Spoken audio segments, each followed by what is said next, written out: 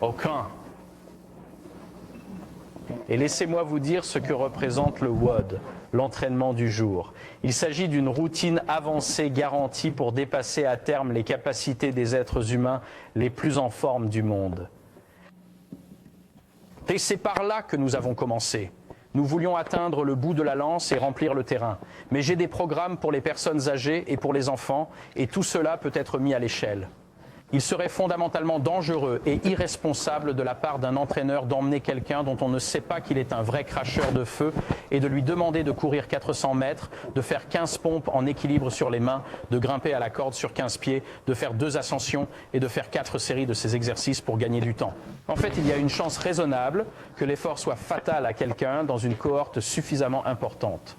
Donc, ce que nous avons ici dans la navigation sur le 1, 2, 3, 4, 5 commence ici. C'est écrit. Et lorsque vous lisez cette section, elle vous dit que vous devez apprendre ces mouvements avant tout, qu'il y a un risque important à travailler aussi dur. Et que vous voulez continuer à faire ces mouvements au fil du temps jusqu'à ce que vous puissiez dire « Oui, j'ai appris ces mouvements et je les ai pratiqués de façon constante. » Et si vous voulez que je vous donne un délai, juste pour m'assurer que nous ne blessons pas presque tout le monde, je dirais environ 1 mois de pratique des mouvements eux-mêmes. Ensuite, et seulement ensuite, je veux que vous augmentiez l'intensité, c'est-à-dire que vous sortiez le chronomètre et que vous commenciez à chronométrer cette chose, à vous appuyer dessus et à pousser. Donc la mécanique, puis la cohérence avec cette mécanique, puis l'intensité. Et c'est essentiel, c'est en quelque sorte l'aspect sécuritaire de la chose. Monsieur, j'ai oublié votre prénom. Scott, c'est Greg. Scott, nous avons fait quelques découvertes intéressantes en cours de route avec ce programme. L'une d'entre elles est que la préparation physique générale est l'aspect le plus négligé de l'entraînement sportif, en particulier chez les athlètes d'élite. En particulier. Vous m'amenez une méga star de DI, une méga star d'un sport de balle à 7 ou 8 chiffres, vous me donnez 2 heures maximum et je trouve plusieurs failles flagrantes dans sa préparation physique générale. Nous n'avons jamais vu d'exception à cette règle. Peu importe qui vous êtes, quelle est votre forme physique, faites venir cette personne, 2 heures maximum. La moitié du temps, cela prendra 30 minutes, mais 2 heures maximum, et je vous présenterai une liste de choses où votre capacité est inférieure à celle de votre cohorte. Deuxième point, monsieur. La correction de ces faiblesses fera une plus grande différence dans vos performances sportives dans votre activité qu'une concentration supplémentaire sur la force et le conditionnement spécifique au sport. C'est une découverte fascinante. Elle se révélera souvent utile, même lorsque la raison mécanique ou métabolique n'est pas évidente. Par exemple, nous avons découvert avec USA Skiing qu'un plus grand nombre de tractions permettait d'améliorer les performances des skieurs. J'ai entendu beaucoup de théories, beaucoup d'idées. Nous avons passé beaucoup trop d'heures autour de beaucoup trop de bières à discuter des raisons de cette découverte. Je n'ai pas encore la réponse parfaite, mais c'est un fait. Si vous ajoutez des tractions aux skieurs, vous obtenez de meilleurs skieurs. Et si l'on prend un athlète aérobie, un gars qui ne fait que des longues distances et qu'on l'expose à des exercices de haute intensité, on obtient un meilleur effort. Cela semble être une inadéquation en termes de correspondance dans le domaine temporel. Le sport. La science du sport, la science de l'adaptation physiologique de la performance humaine n'est pas si bien comprise que des programmes sportifs hautement spécialisés soient efficaces de manière optimale. C'est un fait. Ce n'est qu'un fait. Cela nous facilite grandement la tâche. Une taille unique pour tous? Peut-être. Suis-je en train de dire que si vous faites du crossfit, vous n'avez pas besoin de faire du jiu-jitsu et que vous pouvez aller dans un tournoi de jiu-jitsu et taper sur des gars? Non.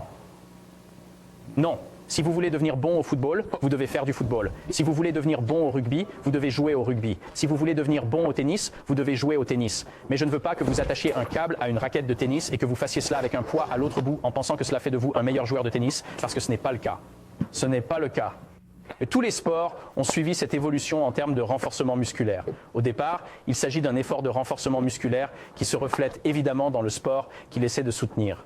Ainsi, si j'ai une raquette de tennis à laquelle est attaché un câble et que je la balance, je peux travailler mon coup droit et mon revers. Si vous entrez dans une salle de sport et que vous voyez quelqu'un avec une raquette de tennis munie d'un câble et d'une charge de poids, vous supposerez qu'il essaie d'améliorer ses capacités au tennis, n'est-ce pas?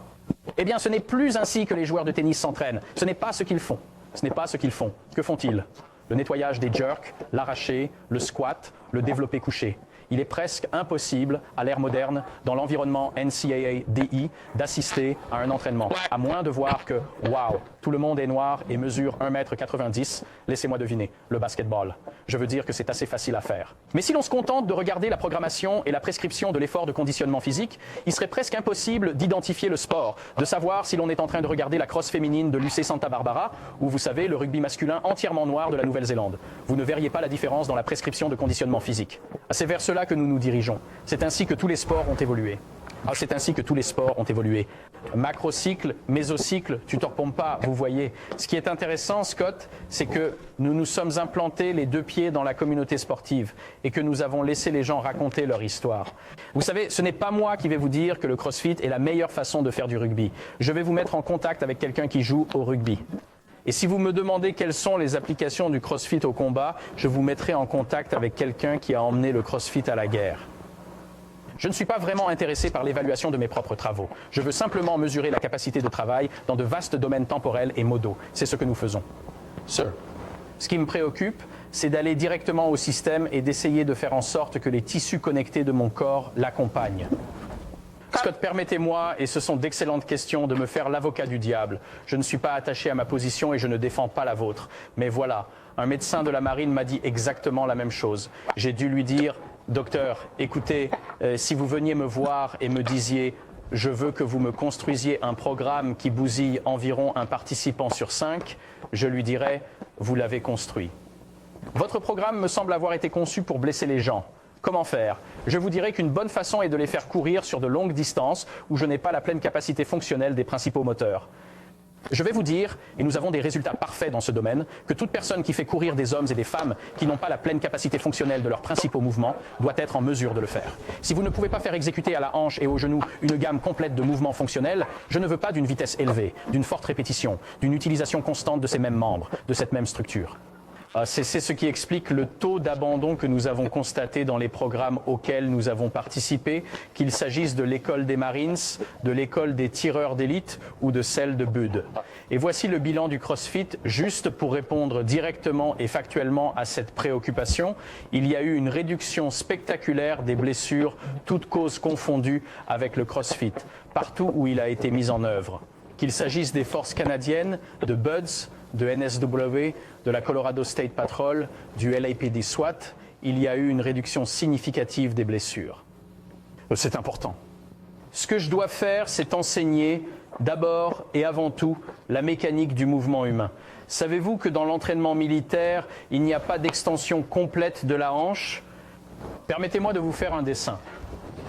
Si cela ressemble à un être humain, c'est que tout va bien. Vous voyez qu'il y a le bassin, la colonne vertébrale, d'accord? Cet angle ici est une hanche. Cet alpha ici, je l'ouvre comme je le fais quand je m'accroupis, quand je me lève.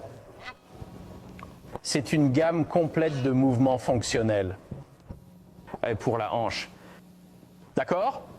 J'ai regardé des centaines, voire des milliers d'heures passées sur le terrain. J'ai regardé des gars faire de la musculation pour toujours. L'entraînement militaire n'a fondamentalement pas d'extension de la hanche, et certainement pas en cas de puissance, de charge élevée, de vitesse élevée. Et pourtant, si vous me demandez, coach, quel élément du mouvement humain prédit le succès plus que tout autre dans toutes les activités sportives, je vais vous répondre, une puissante extension de la hanche. Une puissante extension de la hanche. Vous voulez frapper fort? Une puissante extension de la hanche. Vous voulez courir vite? Une puissante extension de la hanche. Vous voulez sauter haut? Une puissante extension des hanches. Vous voulez être en mesure d'évacuer un ami en toute sécurité, efficacement et rapidement? Extension puissante des hanches. C'est essentiel. Et je dois l'apprendre à faible vitesse, à faible charge, à faible demande cinématique. Cela peut me prendre une demi-heure, 1 heure ou 6 jours pour leur apprendre le squat. Mais si je ne peux pas prendre les mouvements primaires, les articulations et les muscles, les leviers, si je ne peux pas le faire à travers un mouvement fonctionnel contrôlé, une ligne de mouvement fonctionnel naturel, une gamme complète contrôlée, je commets une grave erreur en y ajoutant des répétitions à grande vitesse et à fort impact. Nous ne voyons pas les facteurs de stress, les préoccupations orthopédiques que vous avez, Scott. Je pense que nous les avons parfaitement abordées. Et je vais pousser les données dans votre direction pour que vous puissiez y jeter un coup d'œil. Voici ce que nous avons vu chez Buds.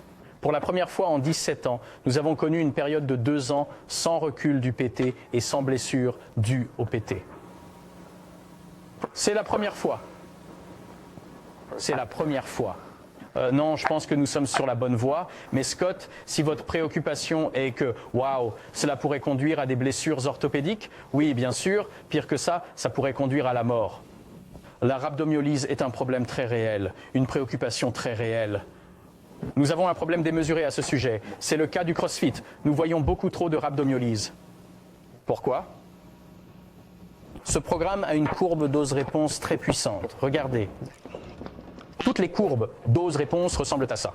Ce sont des S plats, paresseux et latéraux. On commence à 0, il ne se passe rien, on ajoute un peu plus, il ne se passe rien, et tout d'un coup, on obtient une réaction forte et importante. Puis au-delà, il ne se passe plus rien. Toutes les courbes dose-réponse ressemblent à cela. La courbe dose-réponse du CrossFit est particulièrement abrupte. J'ai parlé d'efficacité et d'efficience. La vitesse d'adaptation est spectaculaire.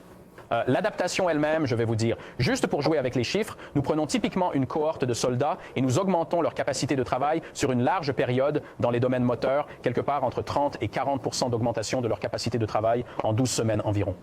La puissance du stimulus est si importante que le dosage devient critique. Que se passerait-il si vous preniez 2 cours de pilates dans la même journée ? Vous vous rendez le matin à un cours de pilates ou de yoga et plus tard dans la journée, vous vous dites « c'était génial, je vais en faire un autre ». Cela pourrait-il être mortel ? Non, vous seriez en parfaite sécurité. En fait, si vous preniez 3, 4 ou 5 cours de pilates, je vous le dis, vous iriez bien. Je ne vais pas vous dire que c'est dangereux. Toute personne qui n'a pas fait des mouvements fonctionnels de haute intensité constamment variés et qui se lance dans quelque chose comme ça, ça peut la tuer. Et 2 séances en une journée pourraient certainement avoir cet impact. Ai-je bien compris ? Il s'agit d'une dose-réponse puissante qui doit être traitée comme un médicament puissant. L'un de nos agents de la DEA a dit que c'était génial. Il a dit que le CrossFit, c'est comme quand la bonne héroïne arrive en ville. Je lui ai demandé ce qu'il voulait dire. Il me répond qu'il y a tous ces morts aux urgences.